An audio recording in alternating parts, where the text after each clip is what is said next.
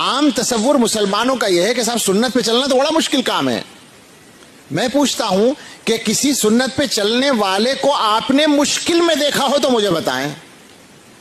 میں نے دیکھا ہے 100% تقریباً اللہ کی توفیق سے 100% سنت پہ چلنے والوں کو سب سے زیادہ مزے میں دیکھا ہے.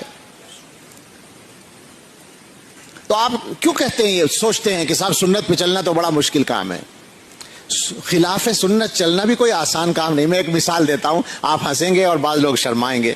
داڑھی، ہمارے مشہور اس کے مطابق لفظ بولا جاتا ہے کہ داڑھی رکھنا سنت ہے، اگرچہ واجب ہے عمل کے اعتبار سے. تو اب داڑھی رکھنا آسان ہے یا داڑھی صاف کرنا آسان ہے؟ مجھے بتائیے. روزانہ کی ڈیوٹی ہے خامخواہ کی، اور ہم سے پوچھو ہفتوں تک ہاتھ لگانے کی ضرورت نہیں پڑتی، مزے میں رہتے ہیں بالکل. تو آسان کیا ہوا؟ سنت پہ چلنا آسان ہوا یا سنت چھوڑنا آسان ہوا؟ یہ ایک مثال ہے.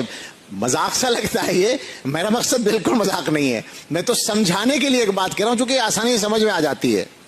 جناب عالی، جب آپ عمل کریں گے تو ہر چیز میں یہی ملے گا. اور داڑھی کی اگر بات کر لیں تو داڑھی رکھنے سے کوئی آپ کو مشکل پیش آئے ایسا نہیں ہوگا.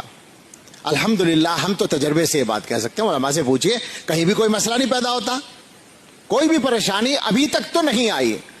اور اگر خدا نہ خواستہ اپنے آقا کی سنت پر چلنے میں کوئی اللہ نہ کرے پریشانی آئے تو پھر مسلمان کس دن کے لیے ہیں؟ ذرا سی پریشانیوں سے سنتوں کو چھوڑیں گے تو مسلمان کہاں کے لیے؟ بس ویسے ہی محبت کے دعوے ہیں.